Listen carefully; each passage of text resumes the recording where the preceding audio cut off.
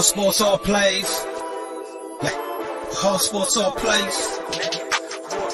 All sports, all plays. 365, we making a plays. You talking the game, get you to the days. We're high in the court, the dime in the lane. Variety topics, living the same. All presentation, sports information. In the airways, taking the nation. All sport, all plays, they working your faces. Grace at the field, so tie the laces. All sports, all plays.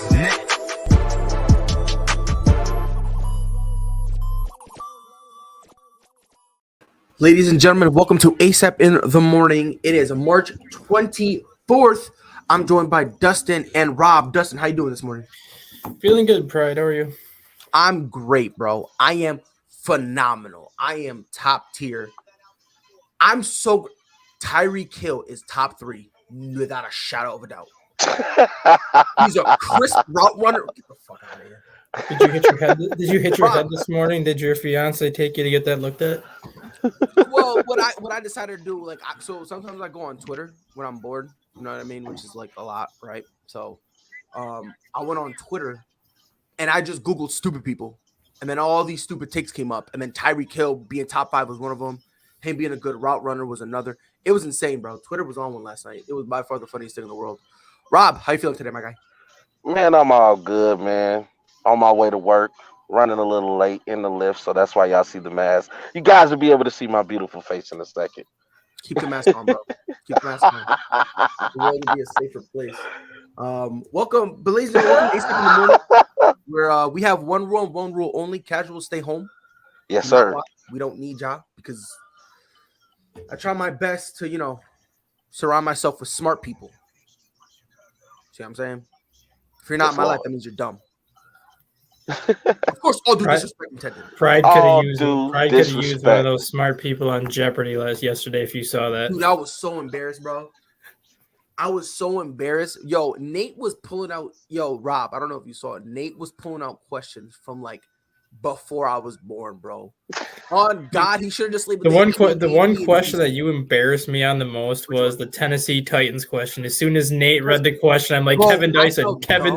I felt so dumb, Rob, because he said this team was on the 1 yard, lost the Super Bowl in the 1 yard line.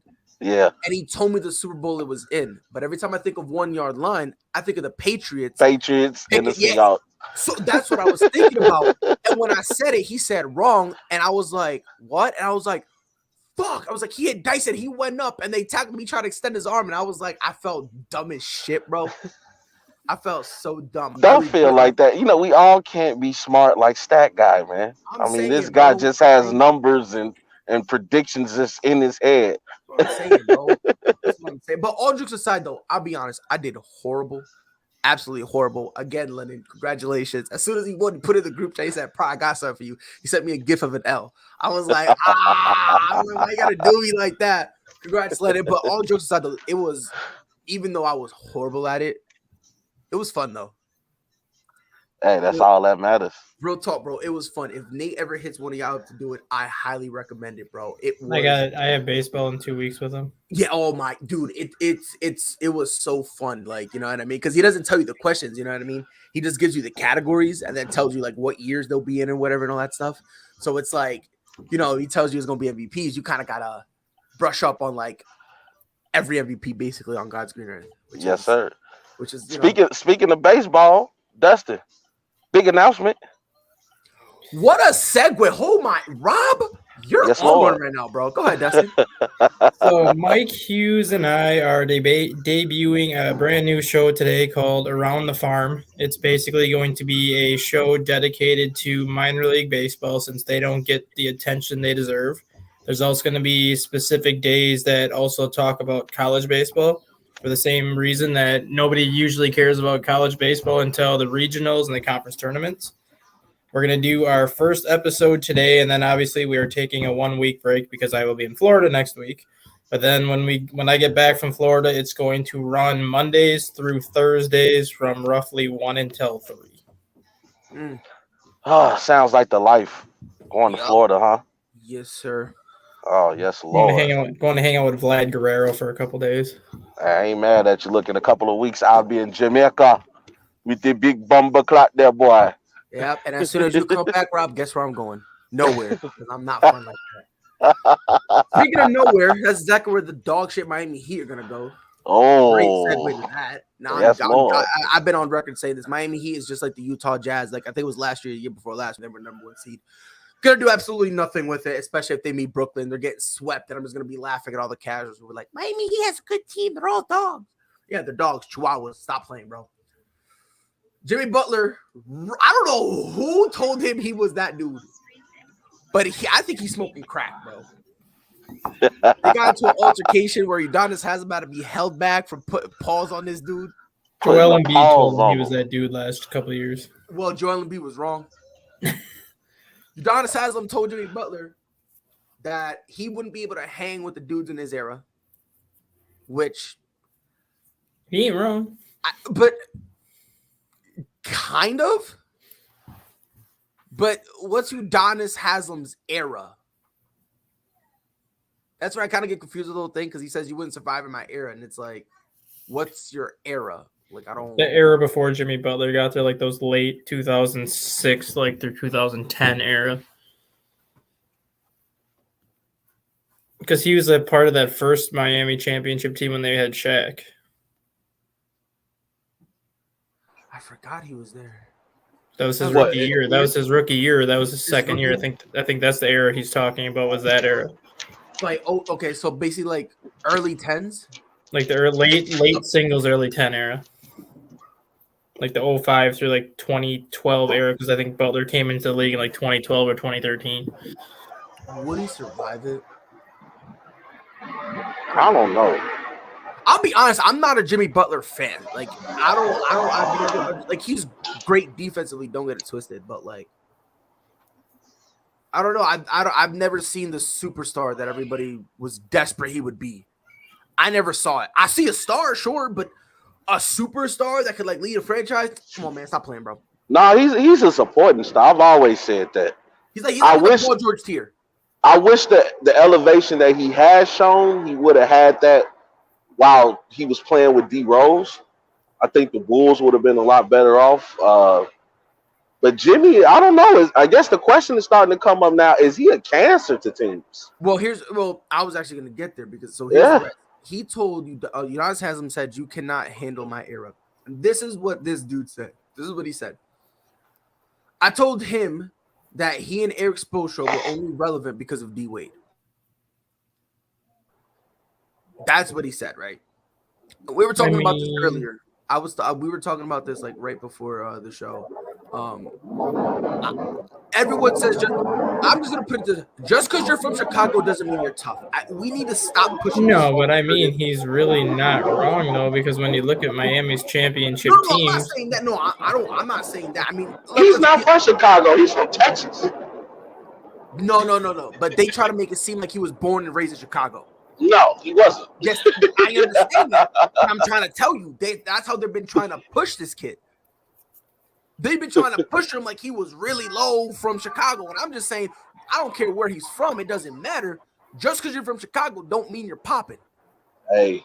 You see what I'm saying? That's like saying, oh, if you're from New York, you about it. No. Yeah. Look, I tell everybody every time, I say, ain't nobody untouchable. Even the president got touched. Yeah, that's what I'm saying, bro. So, there's been this thing of how Jimmy Butler is like a tough dude. Like, he's about it. He's gritty. And I'm like, every time he get in a scuffle, I've been noticing this. He chats the most when he's far away. Yeah. I've been starting to notice that a lot. That's when all of a sudden, the three big examples I have, and it's this one, right? Because, by the way, let me just say this right now. Jimmy Butler's a total bitch. I don't care what anybody says. Oh, Lord Jesus. Wow. I don't care. Rob said this earlier and you disagree with me, but listen, if you don't want to argue with Udonis Haslam, that's fine. That's okay. It's whatever. I will never let Eric Spoelstra bitch me. Oh, God. I will never in my life. I will never allow someone like Eric Spoelstra to bitch me. Hey, they had the whole coach back. He threw down his clipboard. Jimmy Butler was like, okay, whoa, hold on. He got flashback and all was Jokic running at him. The funny thing is, too, like whenever you look at Eric Spoelstra coach, he always looks confused. Yet he's like one of the best coaches in the league. But every time they do like an up close like camera shot of him, he's always got like that confused look on his face, like he has no idea what he's doing, but really he does. That's why I'm like, you're gonna let a guy that always looks confused punk you? Really? Not even that, bro. Eric Spoelstra looks like the type of dude to drive with both hands on the wheel. Eric Spoelstra follows the speed limit. With a seat up close like this, so he's driving like this. Yeah, Eric Spoelstra, dude with no traffic, still stops at a stop sign perfectly, Rob. Just like you said. Hey, perfectly. No rolling stop. No rolling stops whatsoever. Eric Spoelstra is the type of dude that if he forgot to pay for 99 cents worth of gum, he'll go back and say, "Oh, here we go, let me pay for it." Eric Spoelstra is the type of dude. Like, should I continue, bro? Eric Spoelstra is. He's one of the guys that'll find $100 bill on the ground, pick it up, and give it to a police officer and say, "Hey, I found this." No, you know what? Eric Spoelstra is the type of dude to find $100 bill, find the owner, and then give them $200 for their inconvenience. That's the type of dude Eric Spoelstra is. And you got punked by him? Oh man, stop playing. You ain't gonna sit here and if we can call the Morris twins like not tough, bro, we need to start putting that same title on Jimmy Butler because Jimmy Butler does a lot of the same stuff. He's like an almost fighter. Like I almost got into it. Almost. But he does. He goes up to. In my thing, and I said this before. If you're not a fighter, that's fine. That's fine. But don't play that role. Don't play that role because I tell people you're gonna catch the wrong one at the right time, and you're gonna get the right action. I'm telling people, they're right, gonna meet your face, and guess what? It's over. Your body gonna be leaning left, and I'm telling people, stop playing, stop acting like you're tough. Stop acting like you're tough, because you're gonna catch those dudes one day that just for some unknown reason he woke up on the wrong side of the bed. He just don't care. A guy's on the way, like bro, Udonis Haslem almost punched him dead in his face. Udonis Haslem is at the end of his career. You got to listen to the message that he was telling them, though. UD was like, we're not your enemies, bro. No. Show that energy to the opposing team. But guess what? I beat your ass. Yes. He said that straight up to his face. And Jimmy Butler was like, basketball. You know good at basketball. Like, hold on, time out. Your reputation is that you about it. You about it. Grr, rawr. You business. But then every single time you're about to fight, like, he be picking on the soft dudes. He be picking up the soft dudes that cry when Kawhi Leonard hits a game winner on him. That's a bad shot. I don't care what anyone says, a bad shot. Meanwhile, Kawhi Leonard has made his career hitting off those shots. And Paul George talking about, it's a bad shot. I'm like, all right. Yep, you got to go. What the hell? Like, you on one right now, homie. But shit. Here's the $1 million question, Rob. I want to pose it to you because you're a Chicago boy. He grew up with Chicago before leaving. And then it was Chicago's fault. Even though he was basically doing the exact opposite of what you should do. He goes to Minnesota. He ends up having to leave because he was doing everything wrong. He was not supposed to. He goes to Philly. Philly didn't even want him back because he was doing all the things he wasn't supposed to. Goes to Miami. Now this is 4 different stops with the same problem and the same common denominator. Is Jimmy Butler a negative problem? Hey, if it quacks like a duck, it's a duck.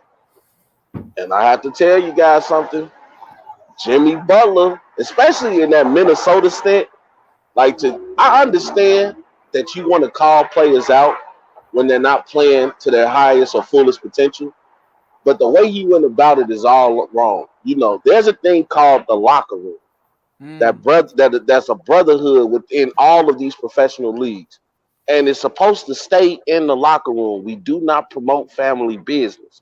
And Jimmy Butler likes to promote family business. He wants to seem like he's the big man on campus. And with that type of attitude, especially if you're going to have that type of attitude, you need to have that same type of production. And we know sometimes Jimmy Butler can be a no-show. And I love Jimmy. Jimmy. But he's very, sometimes. You're right. He lacks consistency, Pride. He lacks consistency. But he's a consistent asshole. And you can't be like that. Bro. Like, in this, I think I saw a stat. I think it was this month. He's shooting like 9% from 3. Yeah. Okay. So since that'll get it done. Since February, he's shooting 9.7% from three. Horrible. It almost looks like Tyler Hero is the most important person on the Heat because he wasn't playing. Meanwhile, he's shooting this, and then people kill Ben Simmons. Let this sink in one time. We killed Ben Simmons because he has a lack, because of the lack of a jump shot. And then we got Jimmy Butler. Not even 10%. Not even 10%. Hey, if he gonna shoot like that, then he need to be like Ben Simmons and not shoot at all. And that's really and maybe it's just me. By the way, I just want to let you know real quick. Boston Celtics do 41 games, 20 and 21, not good at all, right? And then since now we're 46 and 28, we're on pace to become the third team in league history to be under 500% halfway through the season, and then finish with a 600 or more win percentage. So, congratulations to the Celtics. Yeah, no, I don't want to hear that. Hey, guess what though? We'll still beat y'all, sir. Chicago and 4. Bro, your team can't even count to 4. Stop playing, bro. Stop playing. I don't want to hear nothing, bro. When the smartest dude in your lineup is Tristan Thompson, can't even count the child support heels. I don't want to hear nothing. Someone says the Heat is ranked first in the East. They'll have to smooth things out before April. Look, Cameron, I've been consistent with this, bro, and people don't like it when I say this. And the only people who honestly don't like me saying this is either Miami Heat fans or people who don't watch basketball. Miami Heat is not a championship team. They're just not. Right? Like, they're not, like, sure, they got, quote, dogs. Cool, whoop-de-doo. So do I. But guess what? You know what? You want to know what the problem is about dogs? Guess what? They always run away. So what am I supposed to do here? I've been consistent with this. Rob, I said this. Dustin, I said this. You can ask anybody. This team reminds me a lot of the Utah Jazz. I can't remember if it was last year or the year before last where they were the number 1 seed. Yeah. They remind me of, 2015 when the Atlanta Hawks were the number 1 seed? They remind me of the Boston Celtics when Isaiah Thomas led us to the number 1 seed. Not a single soul was scared. Not a single soul. As a matter of fact, there were people in the first round who wanted to play Boston when we had Isaiah Thomas at the number 1 seed, who wanted to play the Utah Jazz. Let this sink in, bro. You're the number 1 seed getting called out by lower tier seeds. Let that sink in. Let's you know what I mean? Again, the only people who are going to get mad are just Miami Heat fans or casual. This is not a championship caliber team. Again, your best player is Jimmy Butler.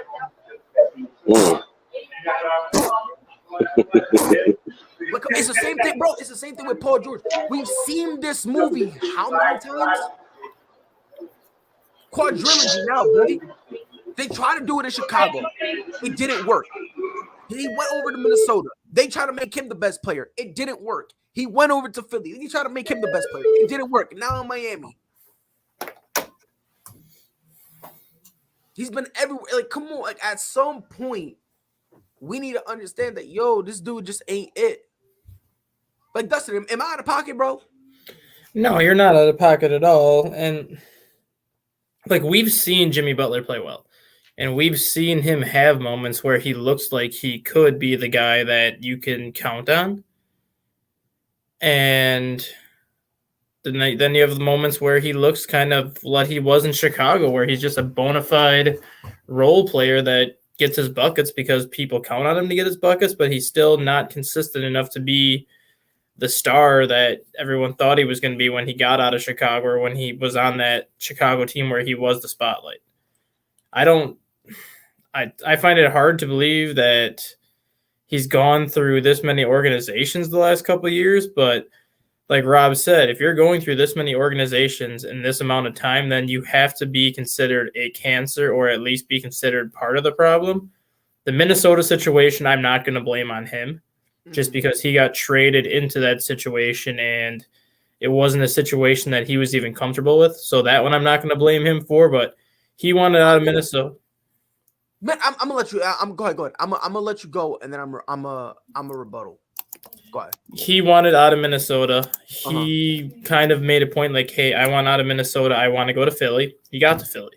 Mhm. Played very well with Joel Embiid for a year, but then didn't win the NBA Finals. So then he kind of got into his little temper tantrum mode again and said, I'm not happy. Mhm. I want to go to South Beach. Well, you're in South Beach now. You got to the NBA Finals. You didn't win it. And now what? Seems like you're not happy again because you haven't won when you went somewhere that you expected to win. Here's why because you said like the Minnesota one, you don't fully blame him. And I understand that to an extent because again, he didn't want to be, so I understand that. But at the end of the day, I think that's actually more telling. How do you handle yourself in a situation where you don't want to be in? I think for me personally, I think that's more telling because he didn't want to be there, and all of a sudden he was even more toxic. And then when you go to Philly to where you wanted to be, you were still as toxic as you were in Minnesota. You know what I mean? Like if it was just Minnesota was the only blimp, then I would go, okay, it just, he didn't want to be there and whatnot. But again, he left Chicago again, because he was always in the middle of the toxicity. He goes to Minnesota. Again, he's in the center of toxicity. Then he goes to Philly, again in the center of toxicity. Then Miami, again, the center of toxicity. And mind you, this is not the first time they've had these altercations.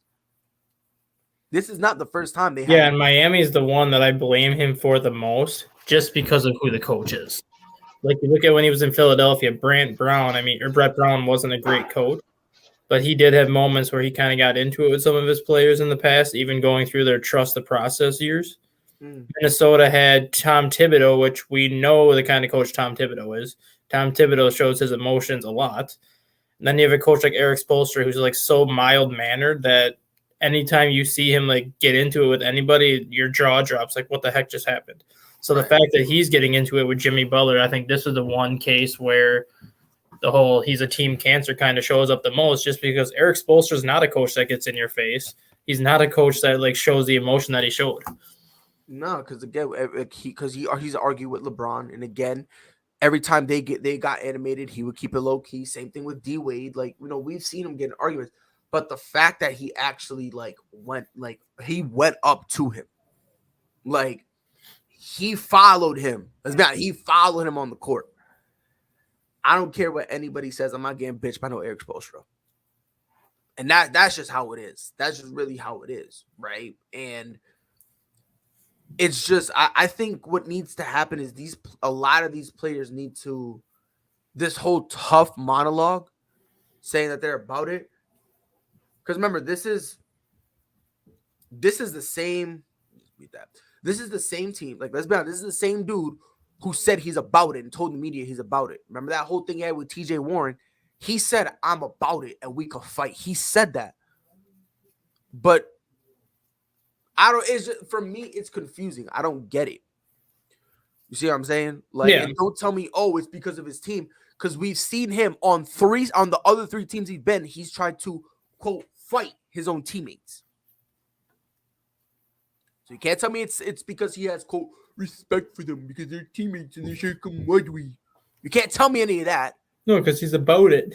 Yeah, and that's the weird part about it. Like, and this is funny. They're all dogs. That's what I'm told. They're all dogs.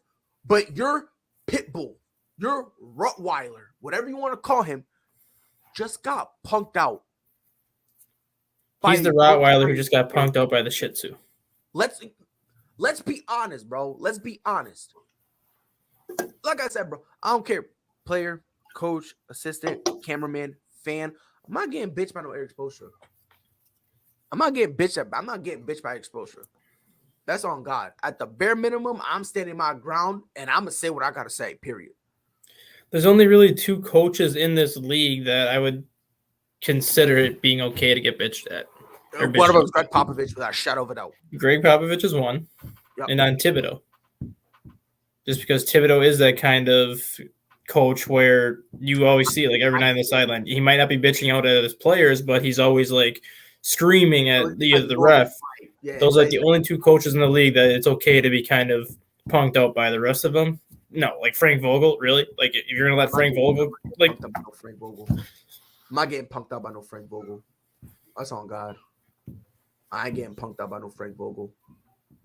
I said, I'll keep it a buck, bro. I am not like I am not a prime specimen. I'm not in my peak physique, but Eric Spoelstra, come on, bro. I blow on him and fall over. Stop playing, bro. And now all of a sudden, like, and what really got me funny is like, what I think is by far the absolute hilarious thing about it.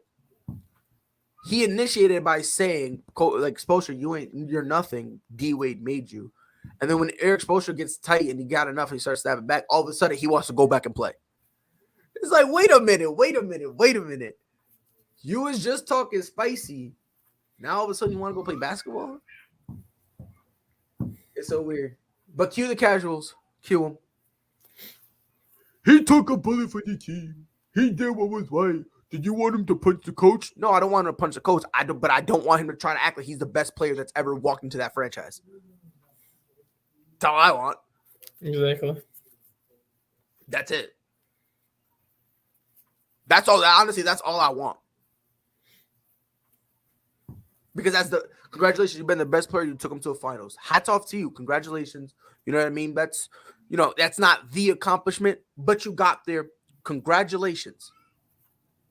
However, now it's time for you to try to get them over the hump, because now that you've gotten there, now it's time for you to take that next step. And it's weird now that the expectations are on Miami, and I've been saying this, Jimmy Butler cannot thrive with expectations. No. Nobody wanted to listen to me. And I told them one day you will see. When they were going through the East and the bubble, I'm not discounting it, but there was really no pressure on them, right? Because everyone thought Milwaukee would win. They were always the underdogs, always, right? So they were playing with house money, so they were able to kind of just.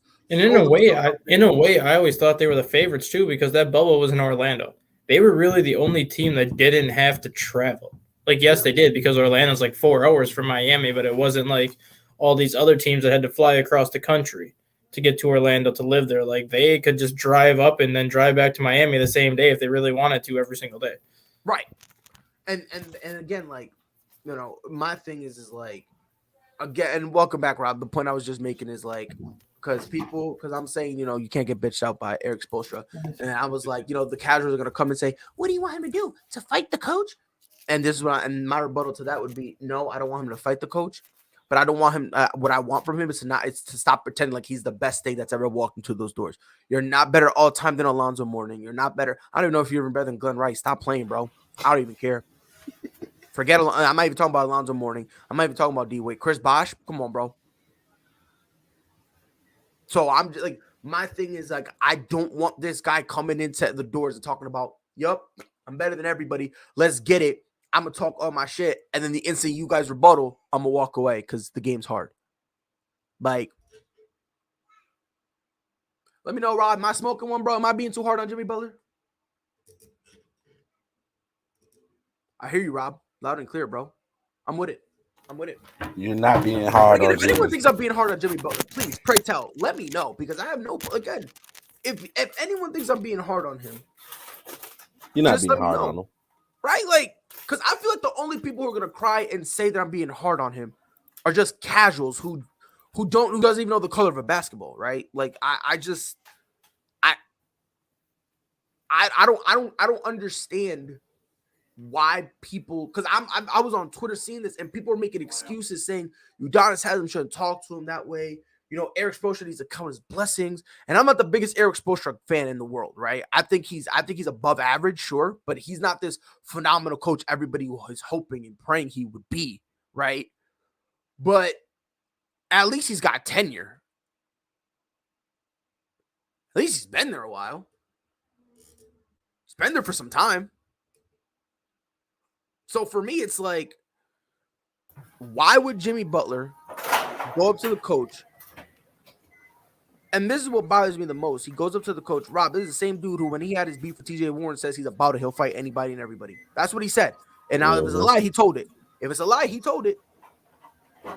But why would you go and say to the coach, D Wade made you. And then when he gets to rebuttal, you start muttering stuff, walking away. And then when he pressures you, you keep walking away. Mm-hmm. Let that sink in. I thought he was that guy. I mean, why are you being that aggressive with the coach, first of all? Why are you being that aggressive with your teammates? Like Udonis Haslam told him, again, I reiterate, we are not your... He let him know. He straight up let him know. He was like, look, I'm not playing this game, bro. He told them, he was like, look, he straight up said, I will beat your ass. He let him know what was up from the jump. There was no and, ifs, or buts about it. Now, if you want to defend Jimmy Butler, go ahead. You can defend him. That's fine. You know, you can defend him till you're black and blue in the face. It is what it is. But I will say this right now, and I literally mean this with the utmost disrespect. Y'all need to understand. Y'all need to understand. He's really not that dude. One day the world will see it. One day. And when y'all do, I'm not even gonna say I told y'all so. I'm just gonna say, come on over. I got room over here. Because again, 4 places, and the same thing is happening every single time. Everywhere. You see what I'm saying? And again, the same people who defend Jimmy Butler are the same people who blame James Harden for the collapse of the Rockets and the collapse of the Brooklyn Nets and the sooner collapse of the 76ers. See, I try to keep that same energy with everybody. That's what I'm saying. That's all I'm saying, bro. That's all I'm saying. Consistency. Learn it. I know some of y'all can't spell, but y'all don't need to spell it. It's just keep the same energy for everything. That's it.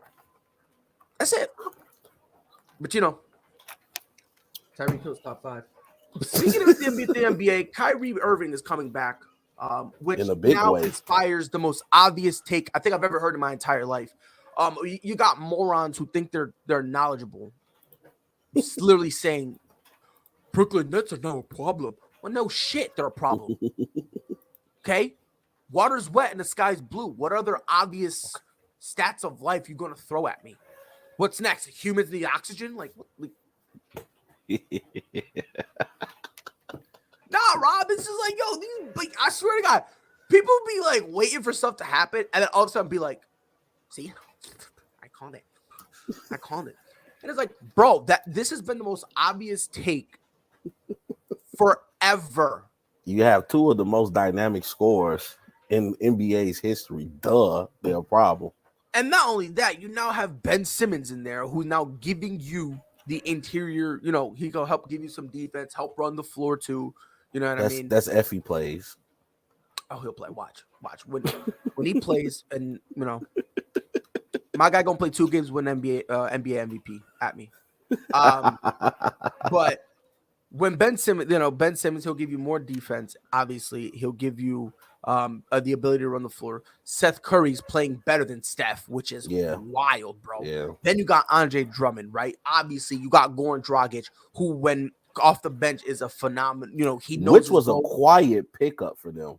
Silent, because it was so nice because I just looked up and was like, where did they get Goran?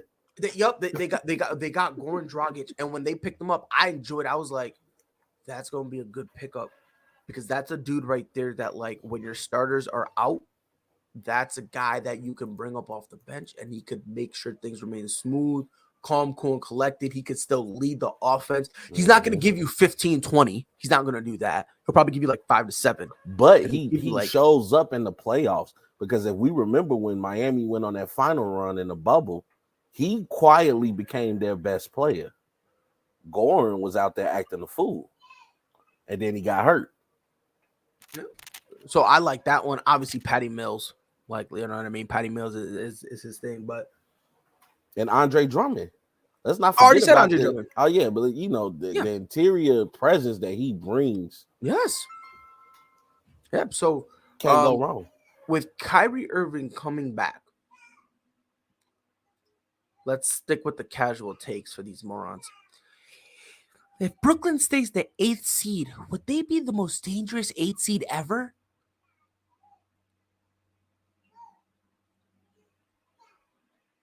Maybe it's just me. I think that's just common sense.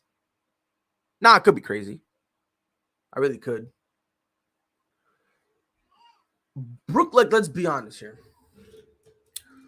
Brooklyn, the only reason Brooklyn has been struggling, let's just be honest, right? They've been missing key pieces. Gonzo, what up, buddy? Hey, How you how's feeling, it bro? going? How you feeling, bro? Not too bad. Been a busy morning trying to get everybody where they got to be. That's how it be, bro. That's how it be. So we're getting into Kyrie Irving coming back. Full time. Yeah, by the way, I don't know if I said already. Welcome. Tyreek Hill's top 5, and he's an amazing route runner. So Brooklyn is now the 8th seed. Starting today. Yes, today. Today, Kyrie Irving will be able to play home games. Which, before I forget, let me actually count how many home games they have left because, so they have 1, 2, 3, 4, 5, 6 home games. So 9 games left. 6 of them being home. So Kyrie will be able to play all 9 games. I'm gonna ask you a very casual question because people who don't watch sports just they just listen to stuff occasionally and just blurt out the obvious stuff and think they're saying something smart. This obviously is like the best team in the play-in, right? Brooklyn Nets. Yes. I think they're going to be. The only thing that worries me was they didn't look very good last night, and they had Kyrie and Durant, and they lost to the Grizzlies without John Morant. And they have to step up their defense. But man, you get Irving back full time, and Durant gets, and they can play some. If they get their defense a little better, they're going to be a tough out in the East for anybody. Yep, 100%. But last night I don't know, man. The Grizz. I think maybe we might be. The problem is, I think we might be overlooking the Grizzlies some. I don't think we're giving the Grizzlies enough respect yet. I've been telling people that top to bottom, I like this roster. I've been telling people that, and nobody really wants to listen. I don't know why, but without John Morant, they play differently. They got winning opportunities to win. Right, which is why I think they look just that nice. That's why I think they look, because when they play with John Morant, they play a certain style. It's like, all right, Ja, you do your thing or whatever. Without Ja, there's more ball movement. Yep. There's more ball movement and there's more actual player movement too. So it's like when you get all that, for me, it's like, yeah, sure, you're losing a great talent. Let's not get it twisted. You're losing a great guy in John Morant. But I do think that when you go and say, all right, we don't have him, let's start swinging the ball more and change their style a little bit, I think that kind of makes you a little better. I really do. You see that happen on quite a few teams sometimes where they lose their star and then the players don't have that pressure where they think they have to get the ball to the star. Right. Like you said, the ball moves more. Yeah. And sometimes they look a little better, even though they're not, in the long run, they're not better without the guy. Right. And again, listen, Triple J, Jaren Jackson Jr., he's not a bum. Dylan Brooks, not a bum. Desmond Bane, not a bum. Tyrus Jones, who's one of, if not the best backup point guards in the league. He's that, you know what I mean?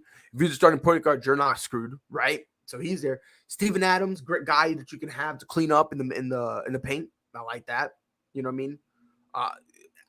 In Kyle Anderson, I call him slow-mo because just the way he plays, he literally plays so slow.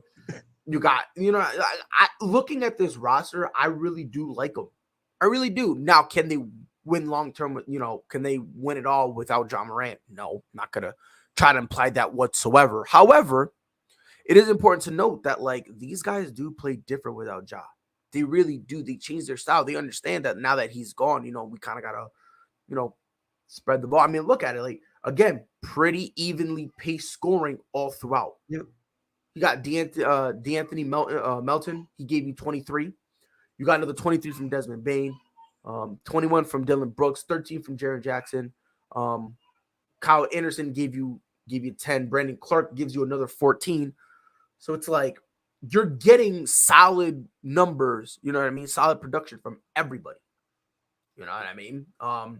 Other thing I liked about watching go ahead. that game last night was that John Morant, even though he wasn't playing, he was over on the sideline and he was engaged in the game. And a lot of times you don't see some of the bigger stars when they're out hurt on the sideline like that, engaged in the game and really supporting his teammates like that. I think that was pretty cool.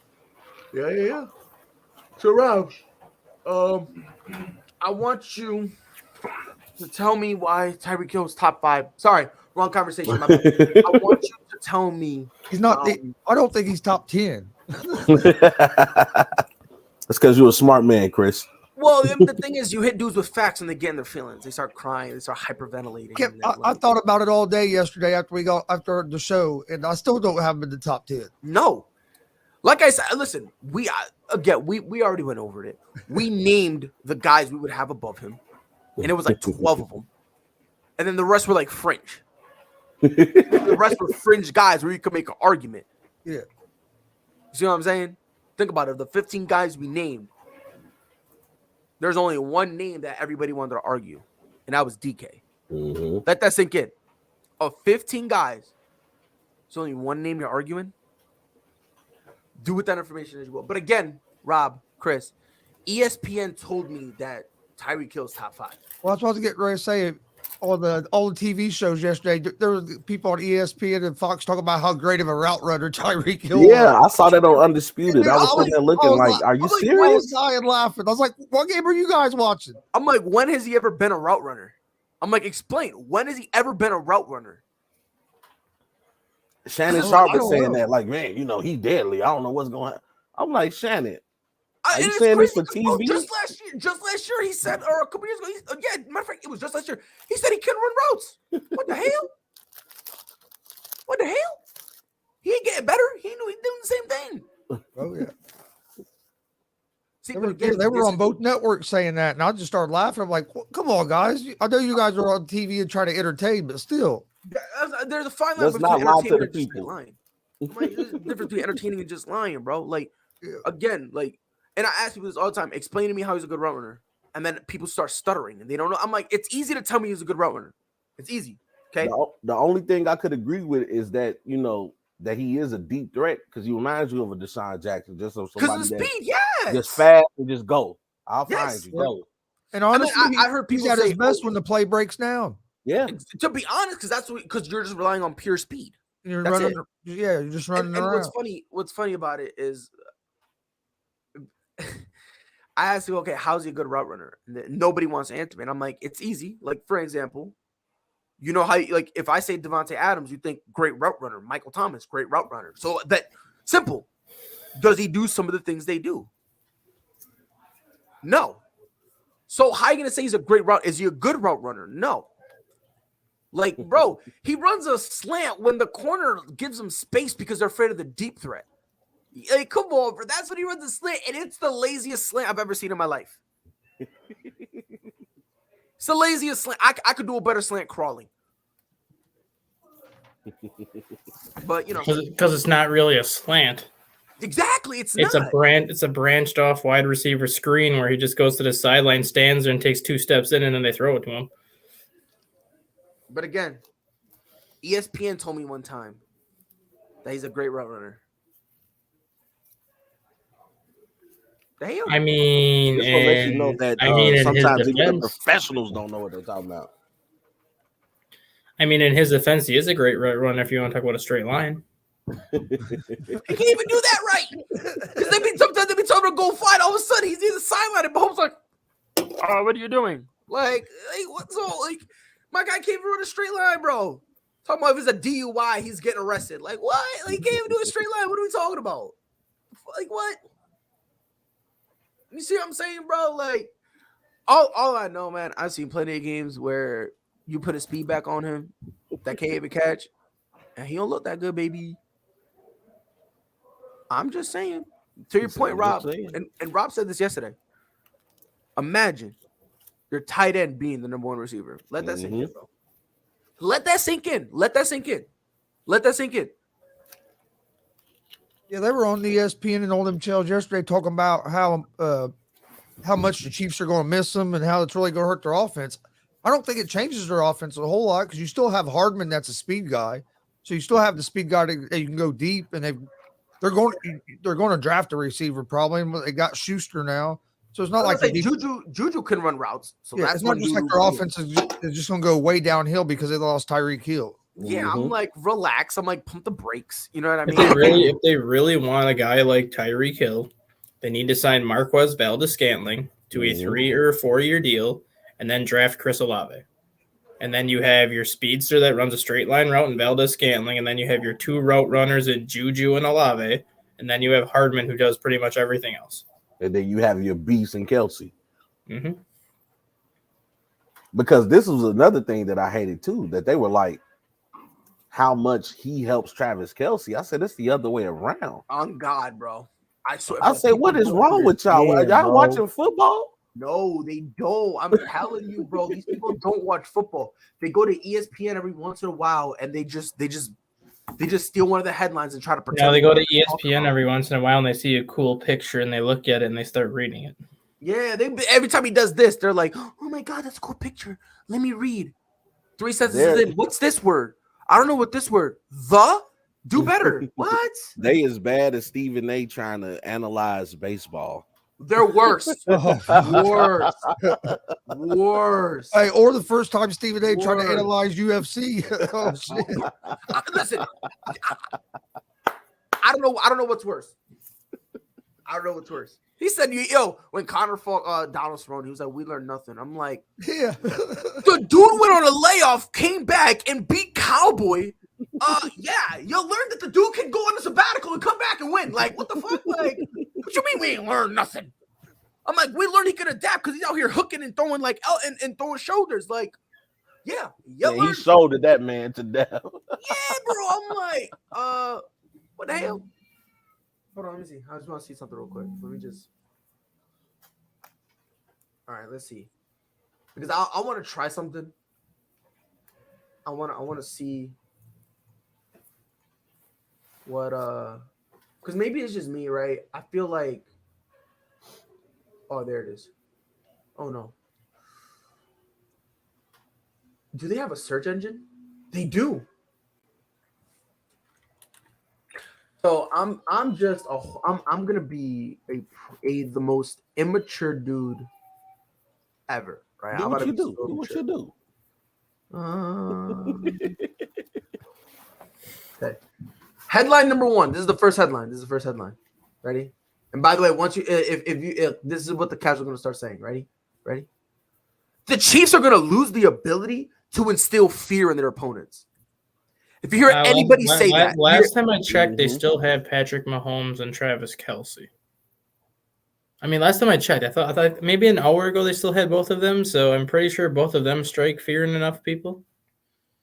And by the way, if you hear this, Miami Dolphins become instant playoff contenders. That's laughable. By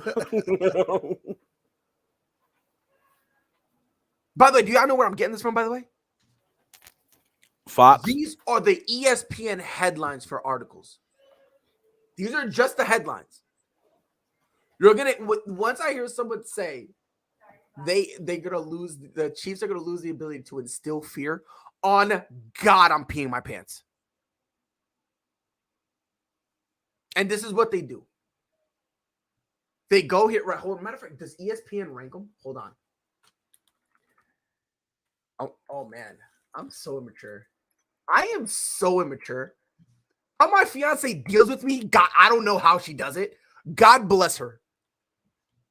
God bless her. Does ESPN do rankings of like the positions? They do, right? I think so. I think they do. Matter of fact, Chris, start talking, bro. I'm gonna see if I can find it. You're gonna look for it, Bro, because I'm convinced.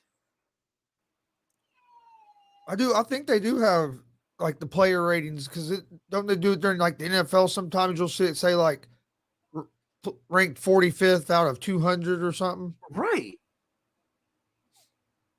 or is that something that the NFL? I don't does? know. Hold on, I don't even think they do. No. I think that's based on their That football the focus. percentile. ESPN does have that BPI that they try to use for their sports betting stuff, telling you the percentage of a team has a win, and that's a joke as well.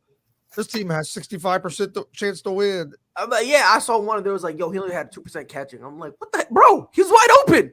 The quarterback tripped. What do you mean? Yeah. He had a 2% chance. What the hell? I can't find it. Damn, bro. What are you looking for? I wanted to see if ESPN had like their rankings of like the wide receivers. Yeah, I got it. Oh, you do? Can I'll you find read it it for for me? Can you read it for me? I'll find it for you. Like how they rank, like what? Like who they think is the best receiver in the league. Like, you know how they do the quarterback rankings? Yeah.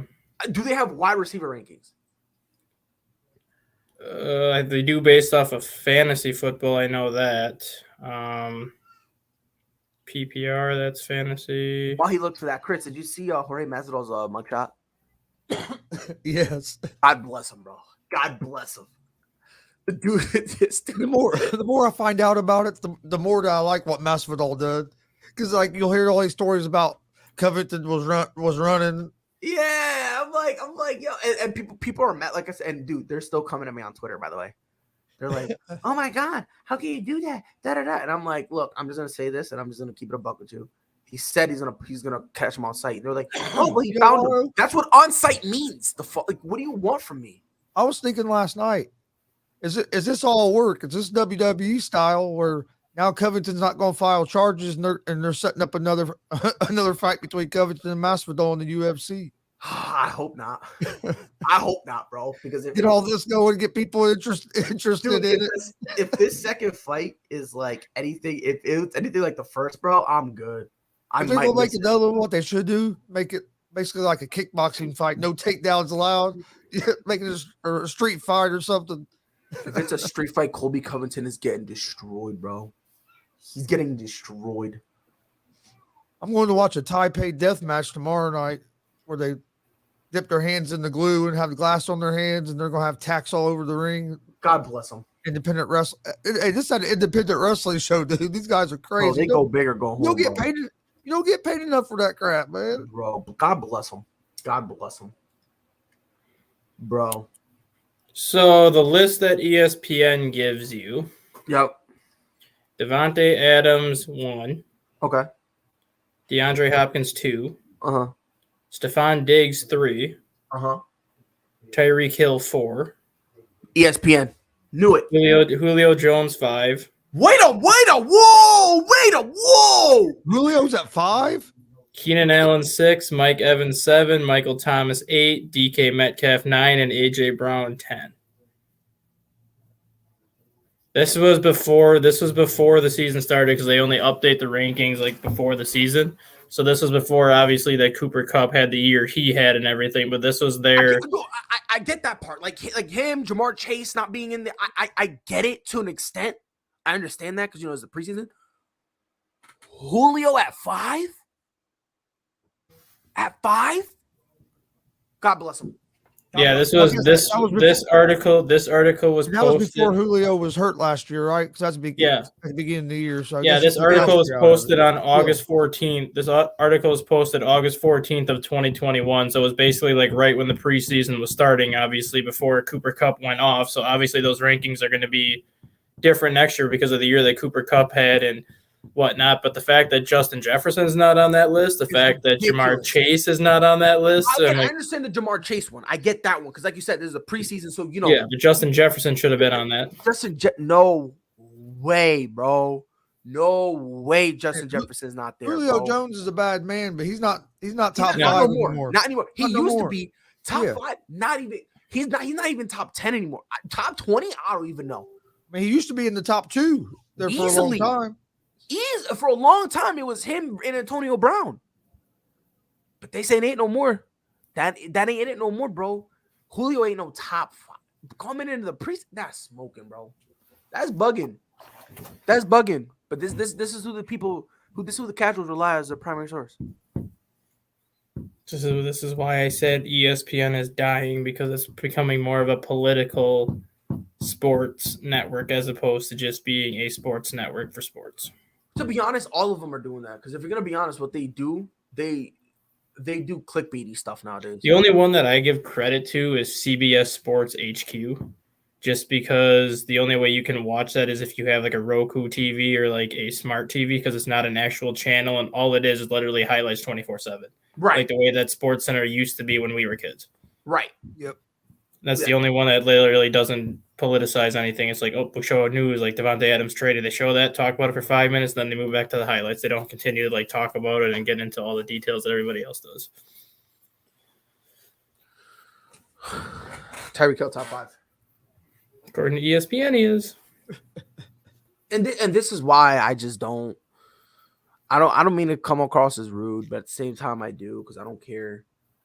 This is just why I just don't respect a lot of people's opinions when it comes to sports. I just can't. I just can't. Right? Because you telling me that he's top 5. That's just a definition of a casual take. Well, it shows that all you watch is highlights and that you don't watch actual games. That's all it does. That's all it does. Either you just watch highlights or you're uncreative to come up with your own opinion. Or you're reading, like you said, like you just showed, you're reading the top articles on ESPN's website. Right. So it's like, you know what I mean? Like, what are we doing here? I'm curious to see who they ranked as the top 10 running backs. Oh, preseason? Yeah. I know Derrick Henry's going to be 1. Yep. I guarantee Christian McCaffrey's on it. He's 5. Alvin Kamara. He's 2. Christian McCaffrey. He's 5. There's 2 guys are tied for 5th? Nick Chubb and Dalvin Cook are 3, 4. Okay. Saquon Barkley 6. Okay. Ezekiel Elliott 7. Uh-huh. Aaron Jones 8. Joe Mixon 9, and Josh Jacobs 10.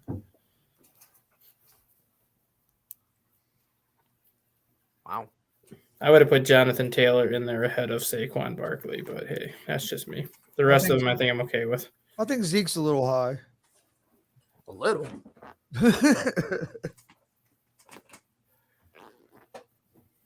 Other than that, I didn't think it was too bad. But yeah, Zeke just hasn't been the same the last couple of years. But let's just, while I'm on this page, let me see what they say for quarterback, since I just have this pulled up. This will be the one that I'm really curious to see what they say. Tyreek Hill was what, number 4? Oh, yeah, here you go. Here you go, Pride. Here you go, Pride. You're going to love the quarterback hold on. It's top 10 quarterbacks. Can I guess them? Yeah. You're going to love it. You're going to love this. Before we get into that, Rob, I just want to let you know, bro. So I was curious, right? Mm-hmm. I was very curious. So I had Dustin pull up the top 5 receivers from ESPN. Mm-hmm. And the most recent one they had was like they do one right before the preseason. Mm-hmm. They had Tyreek Hill 4th. So I'm convinced. Wait for it, bro. Justin Jefferson wasn't on the list, and they had Julio at 5. Yeah, and this incoming you gotta year, let people names go. You gotta let the name go. Like, I understand the name means something, but if you're ranking based off current statistics, how in the blue hell do you have Julio Jones at number 5? And I love Julio. How in the blue hell do you not even have Justin Jefferson in the top 10? Who was the top 5? I'm just top 5 was Devontae Adams 1, DeAndre Hopkins 2, Stephon Diggs 3, Hill 4, and Julio 5. So no Cooper Kupp, no Justin Jefferson. Okay. No, this was preseason. This is before Cooper Kupp had the year he had. This was preseason. Even with the preseason, Julio Jones. When no the way. last time he had, come on, man. No way. No way. No way. That's what I'm saying. And this is the thing. This is the reason why certain sports shows or certain networks, it's all political, bro. It's politics. Like, if we're talking about who's good and who's not, let's keep it at who's good and who's not. You can't put somebody on the list about a name. Right. I don't care what they did on the field, off the field. If they perform well during the season, during their game, if they're playing top-notch football, top-notch basketball, call it like you see it. That's all I ask. And someone here said, don't you think they did the research? Otherwise they have no credibility. It's all about all the years they covered. I don't care about all the years they covered. Yeah. I don't, because at the end of the day, guess what? I could cover, like, my area of expertise could be the growing plants. That could be my area of expertise, right? And I could do all the research in the world, right? And I can tell you this corn right here gives you more nutrients than this tomato. I can say that, okay? But then when you run it through some tests, turns out that sure, the corn tastes good. Maybe not as good as a tomato, but the tomato gives you more vitamins and nutrients. Who are you going to listen to? So let's see, Pride. You think you can get this top 10? All right, let me get it. All right, Tom Brady. Here, Pride. Tom Brady is 3. Okay. Aaron Rodgers. 2. Patrick Mahomes. 1. That's top 3. Ryan Tannehill. No. Okay. Derek Carr. Nope.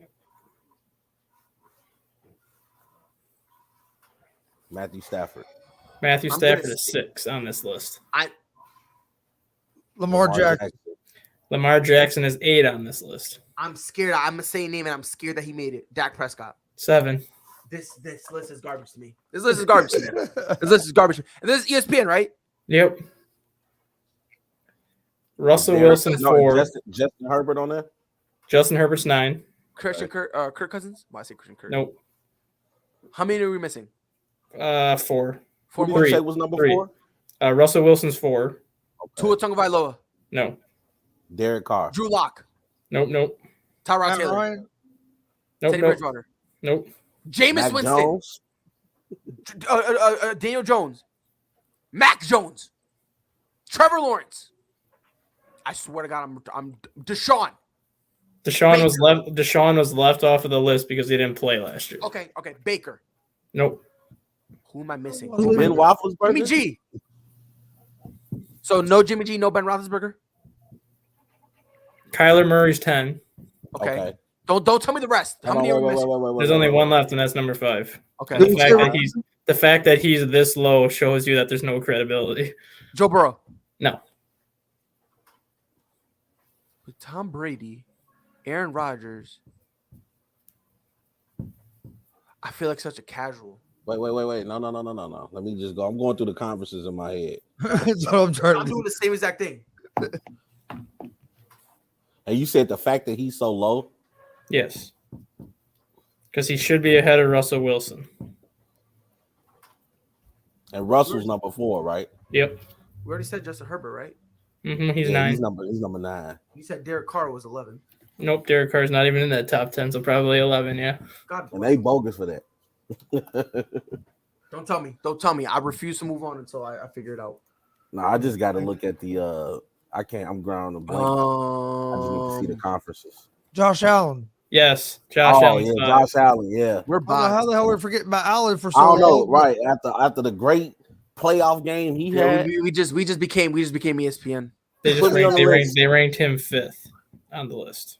Josh Allen should be 4. Yes. Russell Wilson shouldn't even be 4. Russell Wilson should be down at 9, and Herbert should be up at 5. Get Dak Prescott the fuck out of that list. That too. The fuck. I mean, I'm okay with leaving Stafford at 6, but then 7 through 10, I'm okay with taking any one of them off. Like Kyler Murray at 10, I'm okay with taking him off. I'm definitely okay with taking Dak off. Okay with taking Lamar out. God bless this country, man. God bless this country, bro. God bless them, bro. I don't know how they do it, bro. Lamar Jackson's only on that list because he got MVP. That's the only sole reason that he's on that list at all.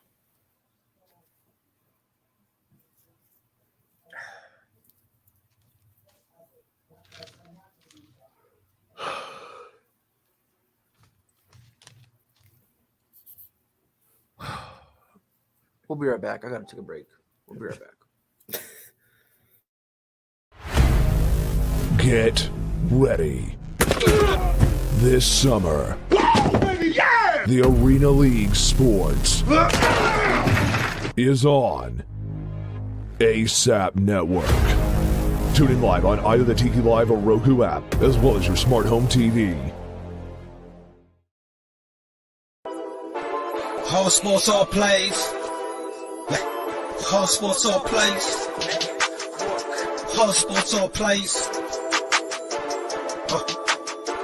365, we making a plays. You talking the game, get you to the days. We're high in the court, the dime in the lane. Variety topics, living the same. All presentation, sports information. In the airways, taking the nation. All sport, all plays, they working your faces. Grace at the field, so tie the laces. All sports, all plays. All sports, all plays. Network.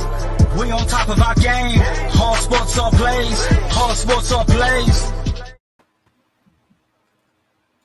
Oh my God. Hey, you sounded so defeated, Pride. ESPN really pissed you off. Bro, I just can't, bro. I really can't. Like, I wish I could just explain it, bro. I really do. He was so mad. He said, "Let's just." Bro, I get frustrated, and let me explain why. I want to explain why funny, me bro. and ESPN do not get along. I'm gonna explain simple. I'm gonna explain why. Because, like me, for example, and Rob, I know you do the same thing, and another one who does the same thing is Chris, and I know Dustin, and a lot of us, right? When we go to ESPN, we just look at the stats. Yeah. Then after that, we compare that to what we see. And then try to make our own opinion, right? Like we try to make our own opinion. The problem with ESPN is they're not like they just hire anybody, And then they just read whatever the production crew has wrote down for them to say. that they just hire anybody. You see what Like I'm saying? that dude, dog. That's like the Yeah, dude like down, I be the seeing generic some, Skip Bayless. yeah, I see some clips of him on Twitter, and I'm just like, who is this guy? Who is this guy? Right? I'm like Conor McGregor when Jeremy Stevens tried to say me, I'll knock him out, and he was like, "Who the fuck is that guy?" I mean, who is this? Who the fuck is this? I'm like, love who Conor the fuck is that? Like, I'm like, you know what I mean? And it's like, It's laughable, bro. bro, it's a joke. It really is, because then what they do, and this is kind of where it bothers me, right? Because Rob, Chris, I think you guys know me enough to know that I like to debate people. It's fun, right? I enjoy to. I really do, right? I consider it fun. I think it's challenging because if someone says something to me, I need to be on the fly quick. I need to figure out how I can rebut it. You see what I'm saying? Like, for instance, if you try to tell me, oh yeah, Carmelo is great, boom, child molester, boom, roasted, done, game over. I don't want to hear nothing about it. You feel me? Like, you try to say anything about Matt Johnson, boom, AIDS, roasted. Don't talk to me. You feel me? Like, that's kind of me. You see what I'm saying? Like, you know what I mean? Like, I'm just that corny. You see what I'm saying? You go for the jugular. Like Kobe, sexual assault, boom, roasted. Like, you see what I'm saying? Jesus. Like, that's just me. Hey, don't you talk? Don't you say that about Kobe?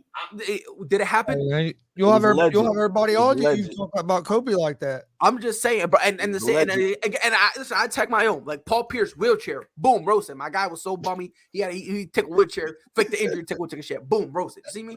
I come at everybody. You feel me? My problem with ESPN is that this industry, and I'm not trying to be a martyr. I'm really not, because honestly, it is what it is. As long as I get my money, I'm sleeping great, right? But this industry is becoming like polluted with stupid people. It's just that's just a fact of it, right? Like this industry is now beginning to lose a lot of credibility because the people who watch the sport understand, like, hold on, time out. Something like you guys are trying to tell me 1 + 1 is 3. What is going on here? You see what I'm saying? Well, you got to put the plus sign, and the plus sign also equals a 1. Yeah. So it's like stuff. So then if you couple that with the fact that, like, again, that's the go-to for casuals. Now we have casuals in this industry who can't spell the word sports, right? If I say, let's go play football, they go, okay, and they bring a bowling ball talking about where do I kick it? You see what I'm saying? Like, Well, do you blame fantasy football for that though? Because No. as a casual, if you do fantasy football, the way that you win in fantasy football is basically by having the best stats, because that's how you get the most points. So yes, Tyreek Hill is going to give you a ton of points because he puts up good stats with Kansas City. So as a casual fan, you're looking at that and be like, well, he's a top 5 receiver because he gets me top 5 fantasy points every week. Well, no, because I blame the professionals. that's what I'm saying. Like, Because I think it's mostly them. You have people, casual fans that go watch these shows and then regurgitate the same thing that they Same just heard. lines, yes. Like exactly the same line. And a lot of these shows now only cover one or two teams the whole show. They don't cover everything. You look at Undisputed, I can tell you without even knowing what they're going to talk about. They're going to talk about LeBron James. They're going to talk about the Dallas Cowboys. And some way, somehow, they're going to mention Tom Brady. We know. 100%. Well, that's why Rob, didn't you know that Tom Brady signs their paychecks? That's why they got to talk about him. That's why it's your casuals that are watching the ESPNs and stuff. Most of your more diehard sports fans are watching shows like this. You're watching stuff on the internet that, other than the so-called ESPN or Fox, the major sports people. Like it took for like people to get on them to even mention teams like the Cleveland Cavaliers. Yes. To even mention the Ja Morants of the world. It's like, well, look how long they wouldn't even mention like the West Coast teams. They wouldn't even mention the Bulls until we started losing again. To be honest. Not only that, Sacramento, David Mitchell, this kid is it. And I said this from the jump. I was like, this kid, I adore this kid. He's going to be something special. Matter of fact, one of my first hot takes, I think it was like my second or third hot take when I was here, I had him pegged to win Defensive Player of the Year. That's not a hot take. A rookie has never done that. That's not a hot take, put him on. What happened, Dustin? That's not a hot take if you saw how he played defense in college. And that's kind of why I was like, yo, because he caught my eye, and so I'm watching him, and I'm like, just the way he, like, the stuff, like his hustle, the way he moves in anticipation, that's stuff that you don't learn, you just have. Yeah. So now you bring him up to the professional level, and he's still doing the same thing against bigger guys. I've seen him as a guard. I've seen him guard threes, bro. I've seen him be on small forwards and give them problems. Yeah. And it's especially bad for shows that are dedicated to one sport. Like if you look at an NBA today, like, come on, dude. It's like, first of all, no offense to the Los Angeles Lakers, but there's no way we should be mentioning the Lakers with the type of record they've had. Like, and they get the most coverage. I get LeBron James is on the team, but yeah, let's be real. Rob, this is no disrespect to you, and I'm not calling you old because I know Chris is probably the oldest one on the panel, but this is kind of more ticketed toward me and Pride because it's kind of what we grew up on. But when it comes to like highlight shows, NFL Primetime was the best highlight football show ever, where it was strictly all highlights and nothing else. And what did they do? They moved it to ESPN Plus, so nobody can see that unless you have ESPN Plus. Yeah. Then you look at how MLB Tonight was back when they had Carl Ravitch and all the other three analysts, and all they did was break down baseball highlights for an hour a night, didn't talk about anything else. They just watched highlights. Like, that's what sports shows were supposed to be. And all of a sudden you get to 2010 and they all go away. And they don't even have any desire to bring any of that stuff back. I just think right now, unfortunately, we're in the age where if you're an idiot, you get rewarded. Mm-hmm. That's why I got respect for shows like Inside the NBA. Right. I got respect for shows like that where they're actually talking basketball. Right, like legitimate, right? Break down something. Exactly. And like for me now, I don't even watch ESPN that much unless there's like a live game on. If I want to watch highlights, I'll go to NFL Network, NBA TV, NHL Network, or the MLB Network just to watch highlights because at least I know I'm getting highlights on those networks. I don't watch ESPN. Honestly, I have ESPN Plus just for Fight Night. One time I watch ESPN is if there's a live game on. I watch. I have ESPN Plus for NFL Primetime, and then obviously for like hockey and Major League Soccer. Yeah. I don't even have ESPN Plus no more. I got rid of it. Yeah, rid of it. Yeah, I mean, the only reason I have ESPN Plus is just it's bad. It's making the only reason I had it was for the UFC, but I don't need it for that no more. So I got the sports analytic game very suspect. No, and really the funny part is because you hit it right on the head, bro. You hit it right on the head. Game.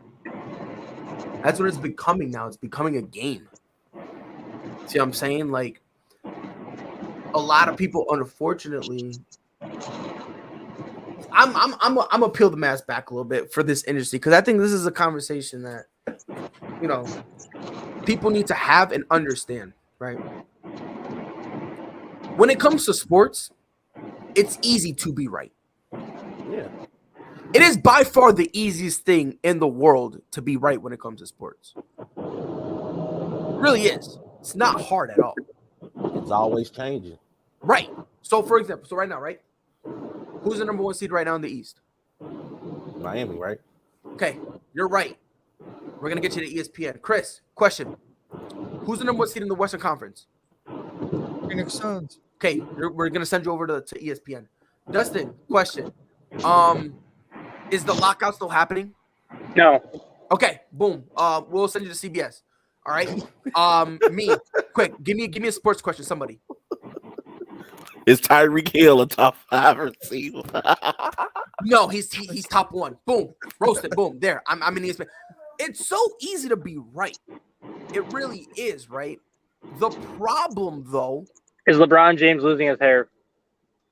all right, Dustin, come on, relax. Come on now, relax. All right, you ain't gotta do little bulls like that now. You ain't gotta do little bulls like that. But the part about this is like people want to be right using generalities. See what I'm saying? Everybody thinks their opinion is a fact anymore. Right. And it's like, and there are times where, if you want to have an opinion that's fact, if that's fine. If you back it up with facts, that's okay. However, you can't sit there and pretend like your facts are the only ones that matters. Yes. For instance, like with the Tyreek Hill thing, he's fast.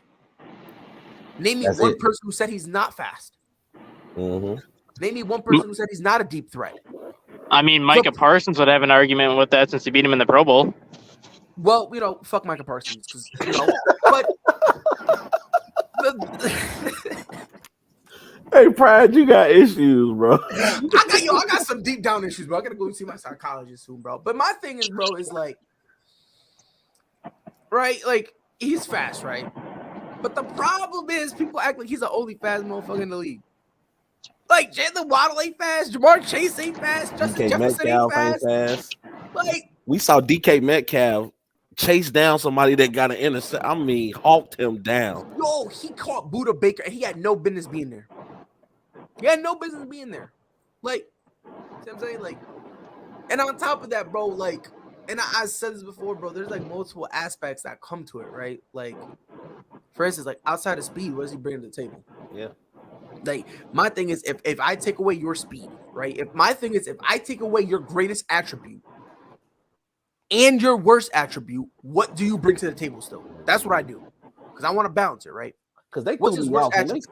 they said this man had great hands. I heard this out of Shannon Sharp's mouth. Yeah. And I was like, the Hall of Famer, you this is your sport, the Hall of Fame in this sport. And you just said on live TV that Tyreek Hill has great hands. I could not believe myself, brother. Oh, I couldn't either. I heard somebody else say it yesterday on a different network. I can't remember who said it, and I was just sitting here laughing. I said, did we not just see in like the first half of the season how many passes he dropped? Like, is this the same Tyreek Hill we talking about here? Like, oh my goodness. I just, but like I said, these are the professionals. Well, You got to do it like that. The professionals. Yeah, bro. It's wicked, bro. It's really and this is where and like I said, bro, this is why, like, and again, like I have no hatred towards ESPN. I don't hate them. You see what I'm saying? Like I got no hatred for them whatsoever. You know what I mean? But I get told time and time and time again, Hollywood Brown got butterfingers. Hollywood Brown can't catch.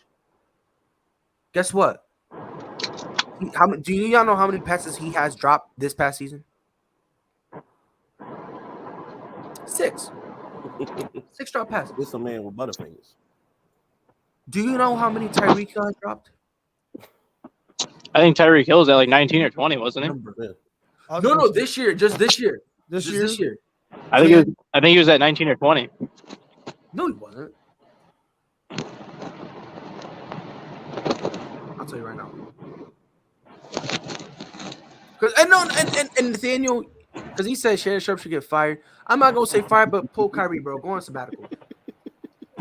Go on a sabbatical. I'm not kidding, bro. Like we need to, like, I understand, you know what I mean? Guys have made the NFL. That's fine. I get it. I understand that. But we need to stop pretending that just because you made it to the NFL, you're an all-around perfect player. You're not. You have holes and flaws in your game. If I'm not allowed to say that, I don't know what the heck to tell you. I mean, I don't know what to tell you. I think it was 13 drop passes.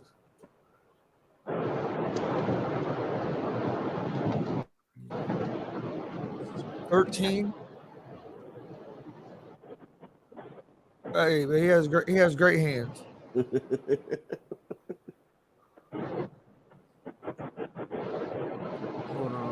Yeah, I think it was. Oh, that was in 2021. Because I'm looking at a stat here where they actually said he was leading the league. He was amongst the league leaders in drop passes. Yeah, I've been telling people, bro. His hand, like, I don't understand why he gets, you know. And people got to understand also that when you critique a player, it's not hate. But if I'm asked to give you my opinion, that's what I'm gonna give you. It's not hate. I'm never gonna say Tyreek Hill didn't deserve his money. Go make your money. If you have a team that's willing to pay you, hey, you're worth whatever somebody will pay you. That's what I feel like, Chris. Go make your money. But let's not. I'm also gonna call an ace an ace. If it quacks like a duck, it's a duck. And I'm not gonna sit up here because you just got paid or because ESPN or Fox Sports saying you're a top receiver. I can't come on here and do my due diligence on ASAP in the morning and say that Tyreek Hill is a top 10 receiver. He's not. Right. He's not. When you're not even the top receiver on your team. But again, it's not fair to say that. You know what I mean? And in this day and age, you can't just go by somebody's salary. Oh, this guy makes $30 million a year. He's a great player, because everybody's making a lot of money now. So you can't just go by their salaries anymore like that. Just because a guy makes a lot of money at a position doesn't mean he's a top 5 in that position. Right. Like, He'll got more money. He was going to get paid, don't get me wrong, but he got more on that contract because of the contract Devontae Adams signed. Yeah. It changed the wide receiver market. It changed the market. It's always a supply and demand thing. I mean, we look in the NBA. They were about to offer Dennis Schroeder $85 million. Oh, fuck. How many people can say he's worth $85 million? Thank God we got him for cheap, bro. But it's just, for me, bro, again, like I said, the main problem I have with ESPN is literally the pure fact that, like, people run to them and it's like they say the dumbest shit on God's green earth. And it's like, if you don't understand that, I don't know what to tell you.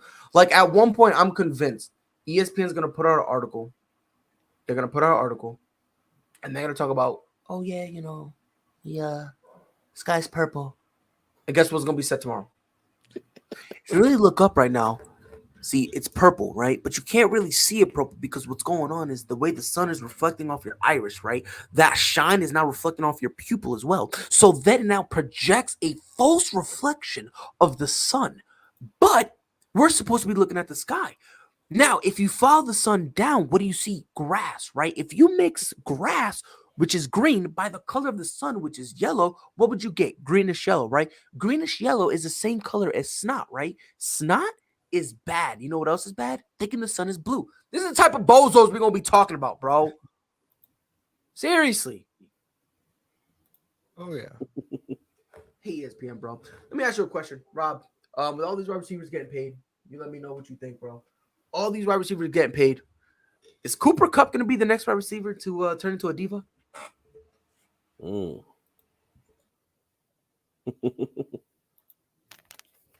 that's a good question. I mean, I don't think so, just because his personality. But hey, you start making that money like that, and other people are getting paid more than what you're getting paid. hey, you see a lot of receivers and some running backs that have wanted to sit out or demanded a trade because they wanted paid more money because once that market changes, they feel like that's what they deserve. They deserve to be paid what everybody else is making. I don't see that in Cooper Cup, but man, hey, money can make you change in a lot of different ways. Oh yeah, it's not just the ESPN. There's a lot of the sports network works on TV are all the same.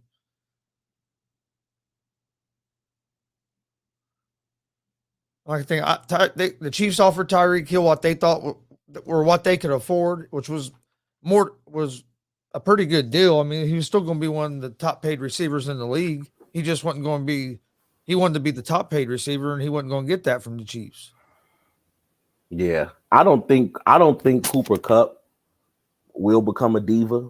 I know in that game in the game of football, the wide receivers are your divas. They're gonna because the market is so high for a top notch receiver. I think Cooper Cup will be able to get the money he deserves, especially if he has another season like he did this past season. I mean, we're talking about a Triple Crown winner. We're talking about a Super Bowl winner, somebody who was a candidate for Super Bowl MVP, who I think personally should have got it just based off his second half performance when we knew who was going to get the ball, and he still got the ball through double two. You lose Odell Beckham Jr. Now Everybody knew. all attention is on you, and yet you still run the perfect routes, get yourself open, including closing the door on the great Tom Brady. I mean, we remember how he shook that man out that man's shoes and was able to get them in field goal range to win the game. So I think Cooper Cup is going to get his money. He definitely deserves his money. To me personally, I don't think he gets the respect he deserves. I understand the allure that a Devontae Adams and a DeAndre Hopkins bring because they're your more athletic wide receivers. They can jump over people. They can catch it over the top of your head. But Cooper Cup, the way that he runs routes, the way that he's dedicated to getting to the spot, the great hands that he's shown, I even dubbed Cooper Cup old reliable because of how great his hands are. And he always seems to be at the right spot at the right time when you need him most.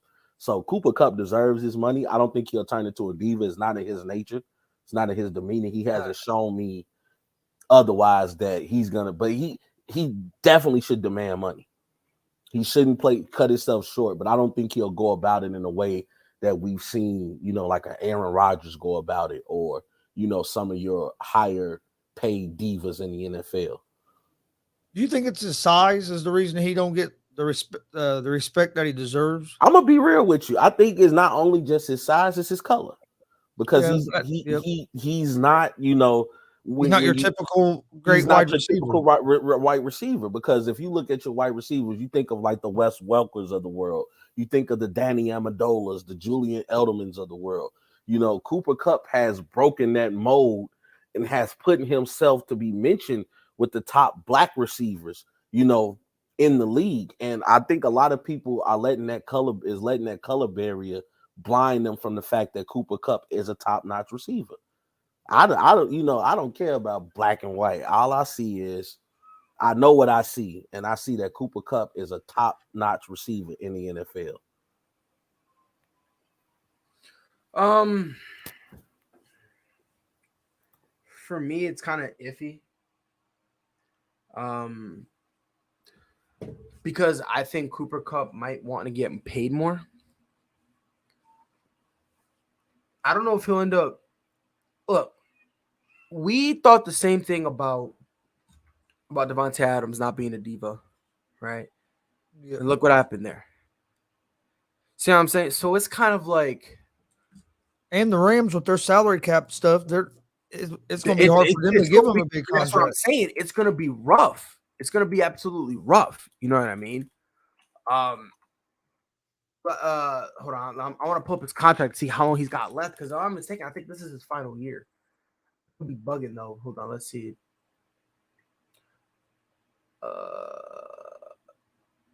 Okay, so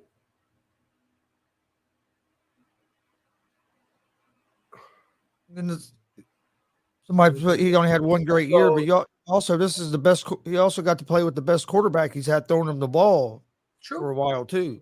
True. Now, if I'm looking at this correctly, he is. So he's this year. So he's got this year, and then he has a potential out before the 2023 season. So I guess so. Basically, he could basically dip now. So he has a player option. I mean, maybe he just says F it, one more year. Who knows? It's just for me. Again, if I'm crazy, I'm crazy. I think every wide receiver has the potential to be a diva because there's been way too many times where I was like, oh yeah, this guy wouldn't do it. This guy was not going to be like that. Like, and then next thing you know, they were like, well, I want to get my money, one way or another. You know what I mean? Whether it be by hook, by crook, good guy, bad guy, don't matter. The other day, I'm trying to get my money. See what I'm saying? So, yeah. Do I think? I don't know if Coop could do it. I don't know if Coop is going to be one of those guys who's going to say, "Nah, it is what it is." Well, Because, Devontae Adams was a perfect example because everybody thought that he was going to do. If Rodgers stayed, he was going to stay. If Rodgers left, he was probably going to leave. And then look, and then boom.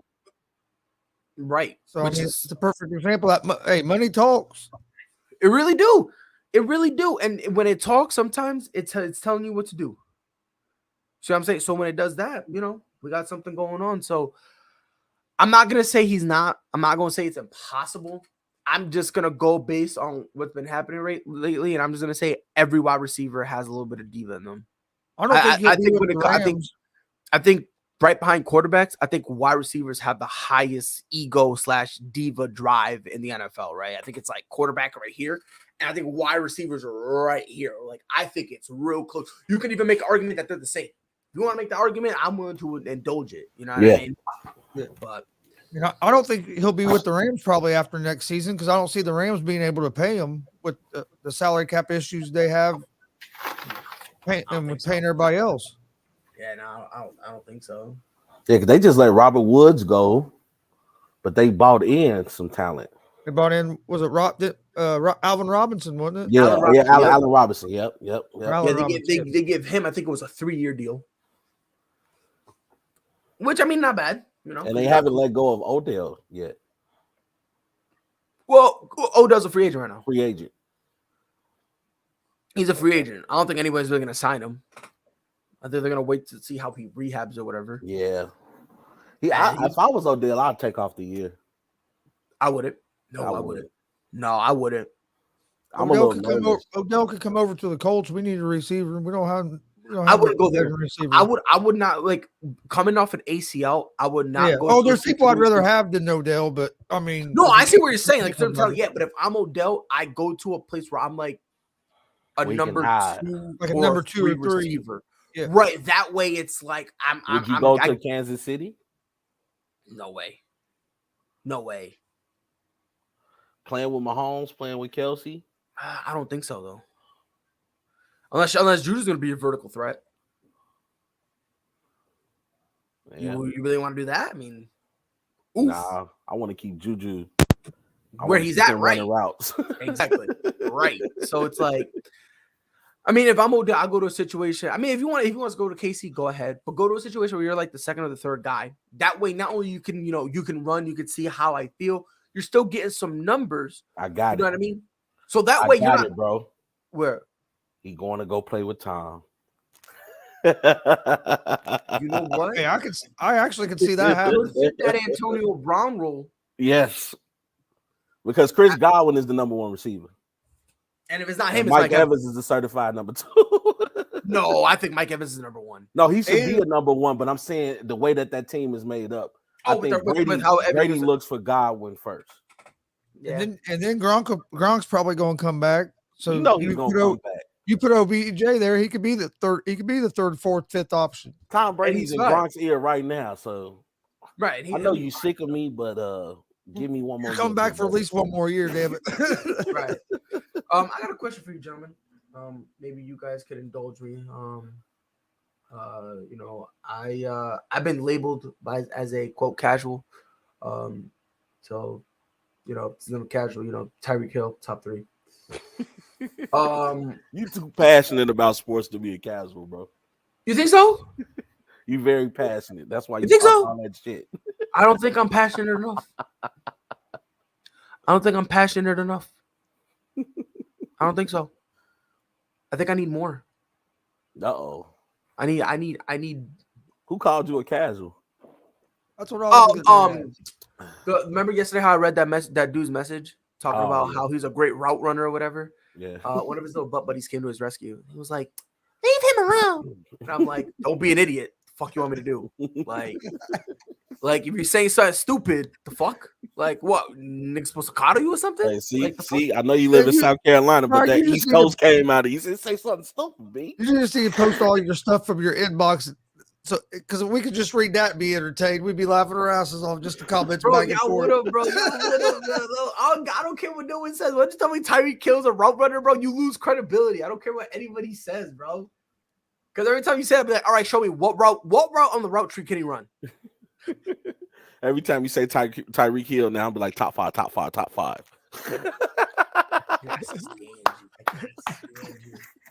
But here's the thing, bro. Like, and again, like every time people tell me that, I ask, okay, quick, what's the routes he can run? Give me, like, do y'all know the route tree? Oh, he just run out and he catch the ball. Yeah, bro. I asked somebody. This is real life. This is He's real fast. He runs past the guy. life, bro. This is real life. I asked somebody, what do you route?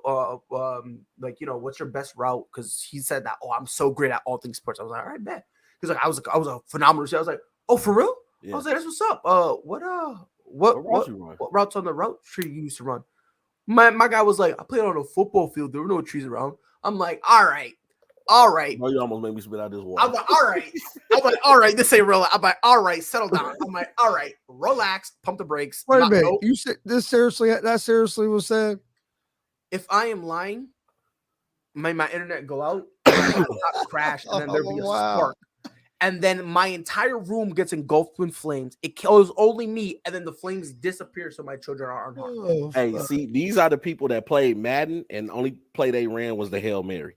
They did that in cover 3. And hold on, and verticals. They did that on defense. It did engage 8. Everybody It's just funny to me, bro. and halfback dive.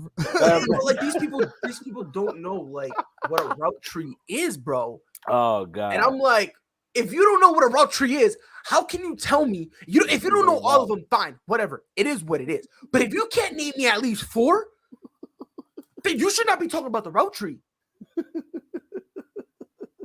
That's it. Oh god.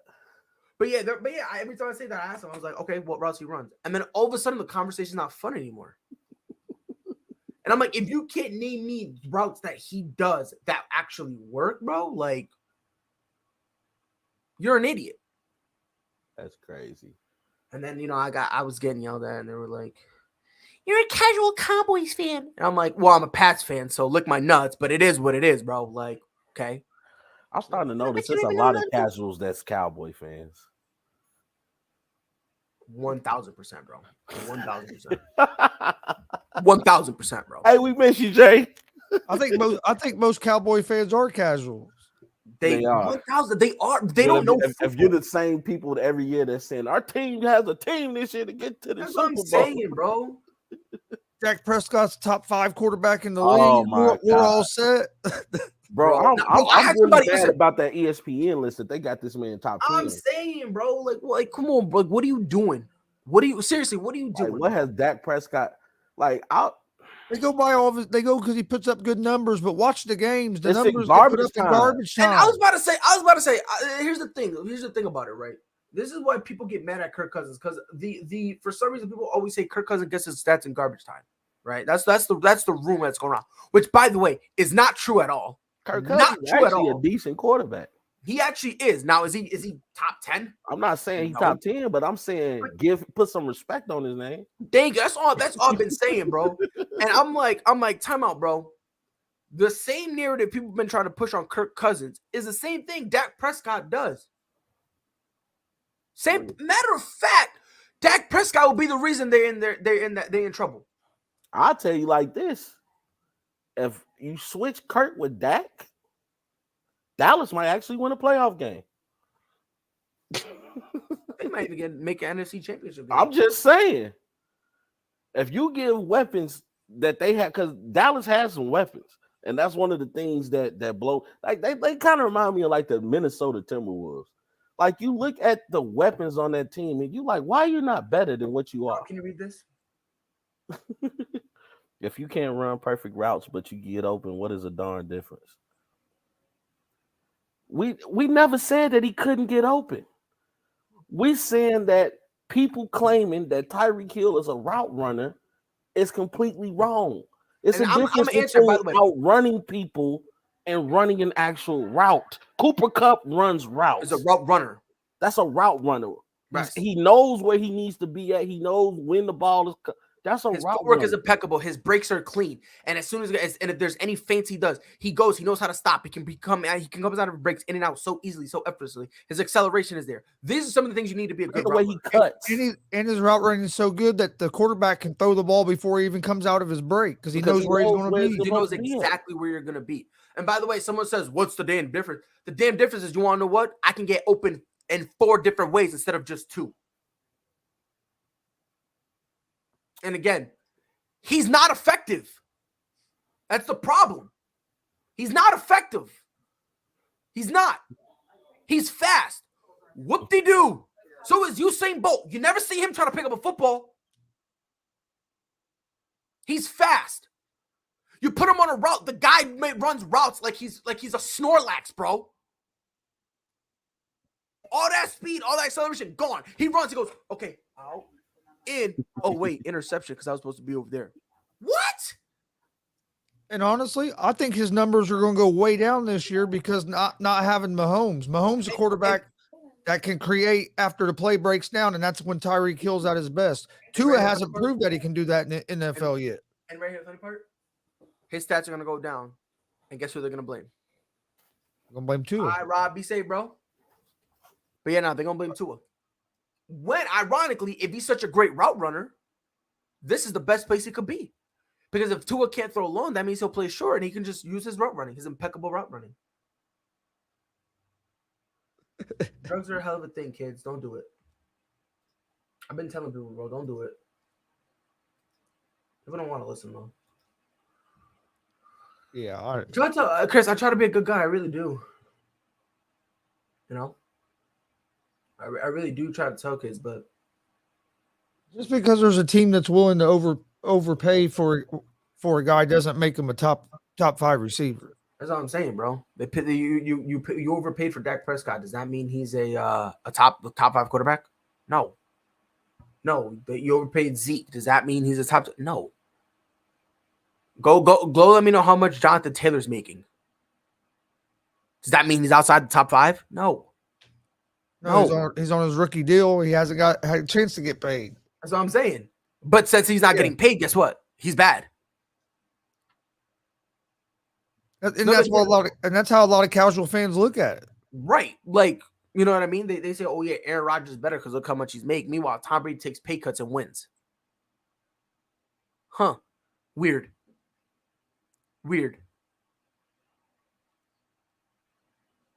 It just doesn't make sense to me at all. I always tell people, if you're telling me that a guy is good based on how much he's paid, you don't know what you're talking about, and that's a problem. Yeah, because some guys get paid more than what people get. Does that mean Christian Kirk is top 3 because he gets top 3 wide receiver money?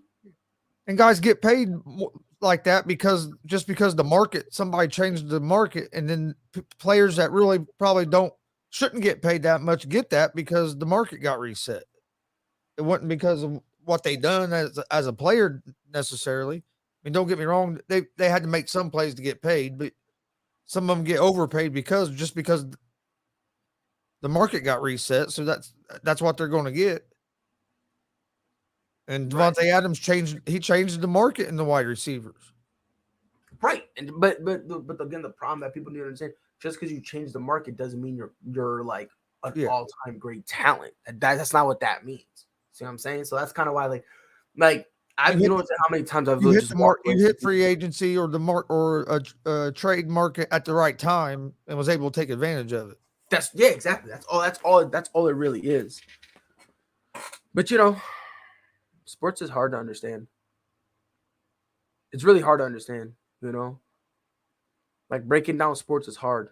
Because there's only certain players that can become a free agent. agent anytime and are going to be able to get top dollar no matter when they're a free agent. The other players need it to be the right time when they hit free agency for them to get a little bit more money than what they probably would.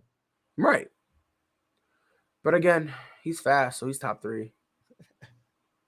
ESPN told me that one time, so I got to listen to them. I'm telling you, bro. I'm telling you. I am telling you. Chris, I got a question for you. Jamal Crawford. He's done. He's retiring. Is he a Hall of Famer? I think he's right there.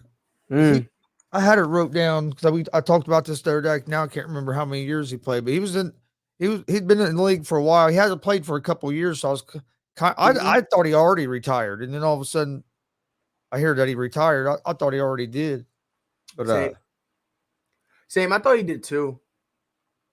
I really did. But obviously, it's just a situation where when it's kind of same thing with like Ray Allen. Like Ray Allen didn't play, I think, for like a year and a half, 2 years before he actually announced his retirement. I think that's just how it is for a lot of guys. I just think it's just like, they're out the league and they're still trying to be in, but they can't or whatever the case may be. Yes, sir. Yes, sir. Thank you. Appreciate it. But this is a guy, 14 points a game, 41% from the field. His 3-point percentage, 34, not bad. Before Kyrie, this guy was considered to have some of the best handles ever. Yes. You know what I mean? For me, he's not in my Hall of Fame. But it's just because for me, and this is just like a thing that like I have. This is just me. If I have to think about it, you're not in. Yeah. See what I'm saying? I'm the same. I agree with you. I'm the same there, but you could make the argument. He's one of the greatest six men of all time. Well, not even trying to make the argument. Yeah. But what I was going to say is, with some of the people they let in, I can see him getting in, but not necessarily. Am I saying I think he should get in? Oh yeah, not 100%. Yeah, I definitely could see him getting in because with other guys, they let it. A lot of the Hall of Fames are starting to become a joke. If we're gonna be honest, now it really comes down to not really who's the best, but who talks to the media more. Yep. You know what I mean? So especially baseball, they run that Hall of Fame. I don't take it serious anymore. I don't take it serious anymore, bro. I can't. It's so hard. It's just some of the best players to ever play the game, and they're not in the Hall of Fame all because they made a media member mad. Yeah. Oh, he wouldn't talk to me. I didn't like the way he talked to me, so I'm not going to give him my vote. That's bullshit. It's so dumb, right? And it's like,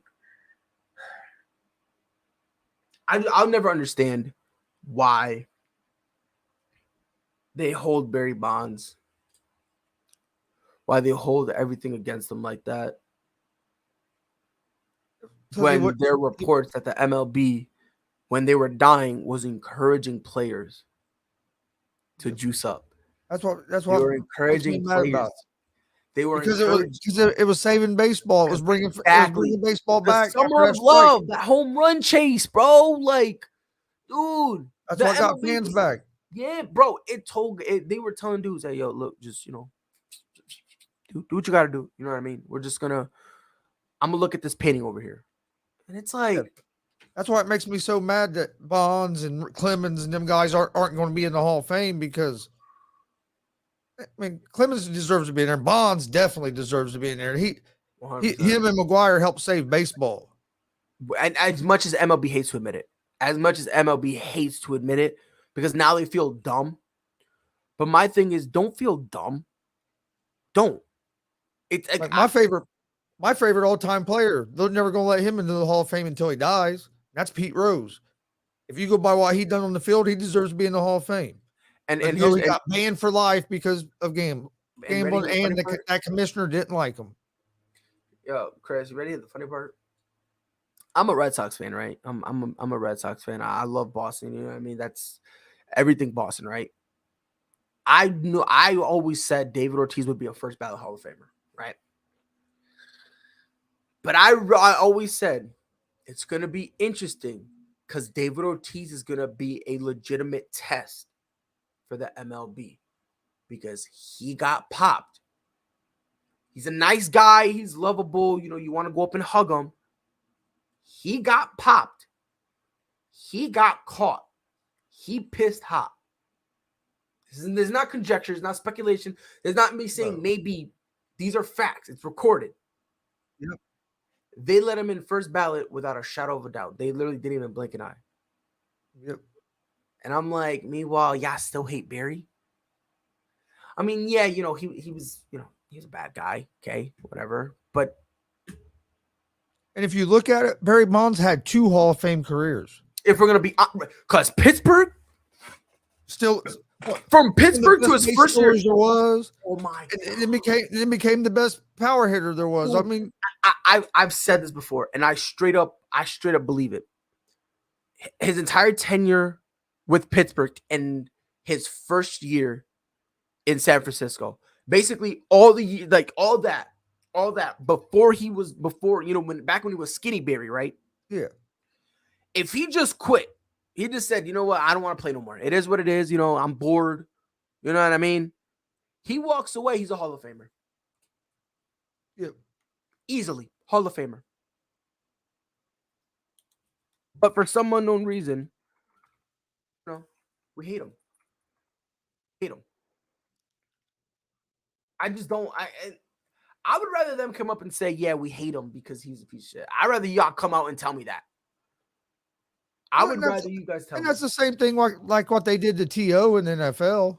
To be honest. All because the media don't like him. That's what that was about. But bro, couple MVPs. What is that? 3 MVPs? He won Rookie of the Year. 3 MVPs. Made the All-Star game. What is that? 5 Gold Gloves? 4 Gold Gloves, 4 Silver Sluggers. This is before. I'm counting from his age 21, from 86 to 93. This is what he did in that time span. Yeah, it was before his whole body changed. Yeah. He hit first year. He had 46 home runs, 123 RBIs. God bless him. Anybody wants to try to say baseball didn't know? You could take one look at players like Barry and some of them guys, and you knew. I mean, he went from being a base stealer to a power hitter. Yeah, come on, bro. Yo, he used to be lightning fast on the base.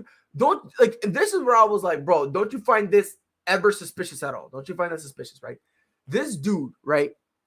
He went from 39 stolen bases to 29, 31, right? And he keeps going. All of a sudden, you go from 28 to 15 to 11. Next thing you know, goes from 9 to 7. Like, what the hell? And don't tell me he's not playing, because in all these, in 12 stolen bases, 56 games. 11 stolen bases, 143 games. 9 stolen bases, 143, right? 6 stolen bases, 147. So you got the opportunity. And most of these Major League Baseball clubhouses had coffee in there that had drugs and stuff in it. They'd have one that said decaf and caffeinated, so the guys that didn't want that one, make sure they didn't drink it. And baseball knew about it. All the media knew about it, but they didn't care because baseball was coming back. They were making that money. But then when it comes time for these guys to get the ultimate validation, and that's what blows my mind. You voted for him for these Silver Sluggers. You voted for him for these MVPs. And I'm not even talking about the early MVPs. I'm talking about in 2001, 2002, 2003. You voted for him to get these Silver Sluggers, these MVP awards. You voted for him to get these things. You voted for him. You put his name in the hat. You said this guy right here deserves this award. Yeah. Not for the It's Hall of not- Fame, you can't do it. It's ridiculous, bro. It's not the Hall of Fame of were you nice to the reporters? No, that's not what it is. It's like, you need to be able to separate your emotions on a guy. You need to be able to separate it. I'd like to know how they ever thought it was a good idea to let the baseball writers have the control of who gets into the Hall of Fame. Who the hell ever came up with that idea? I don't know, man. Whoever came up with it, bro, they're an idiot. That's all I'm gonna say on that. Chris, it's been an honor. It's been a pleasure. Love having you here. Dustin, appreciate you being here, bro. You too, Rob. We'll be back here tomorrow morning, 10 Eastern, 9 Central in the morning. Chris, as always, it's awesome. See you real soon. Hey, Ladies and gentlemen, y'all know what to do. March Be Madness to watch. Yes, sir. We're going to talk about that tomorrow. We're going to recap those games and then predict Friday. So definitely keep an eye on those. Also, UFC Fight Night Saturday night as well. Yep. This was Dawkins and Blades and Curtis Blades, Yep. which Blazies just went bad. We'll talk about all that tomorrow. Until then, y'all know what to do. Be safe.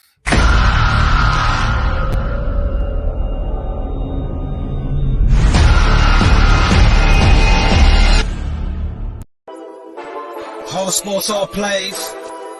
Yeah. Whole sports all plays. Whole sports all plays.